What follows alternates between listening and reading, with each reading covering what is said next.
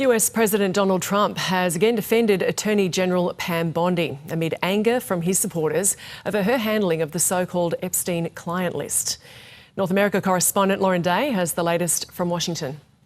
This is a saga that President Trump clearly wants to go away, although prior to the election, Donald Trump and many people within his now administration were keen to talk about Jeffrey Epstein and the conspiracy theories surrounding his death in prison 5 years ago. His now Attorney General Pam Bondi and now FBI Director Kash Patel were among those who had promised to release the so-called Epstein files, including this client list that everyone has been speaking about once they were in government. But they have backtracked on that. 2 weeks ago, the Justice Department found that there was, in fact, no client list, and they reiterated that he had died by suicide in a prison cell in 2019. Now, that's angered a lot of people within the MAGA base, including people like Steve Bannon, Tucker Carlson, Marjorie Taylor Greene, and even President Trump's own daughter-in-law, Lara Trump, who's called for more transparency from the White House when it comes to this investigation.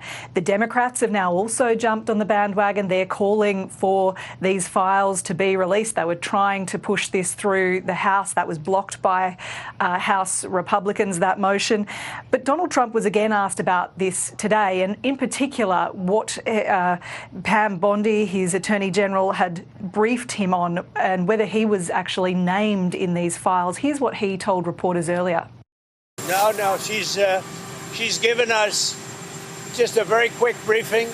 And in terms of the credibility of the different things that they've seen, and I would say that, these files were made up by Comey, they were made up by Obama, they were made up by the Biden information, we went through years of that with the Russia hoax, with all of the different things that we had to go through.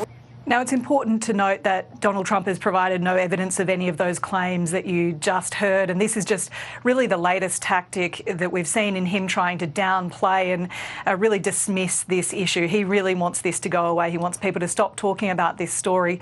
And it's interesting, given the fact that so many in Donald Trump's orbit prior to his election were talking about these conspiracy theories and about how the government was really controlled by shadowy figures trying to protect elites. And it just shows how complicated it is when you suddenly become the government and then you have to step away from some of those conspiracy theories.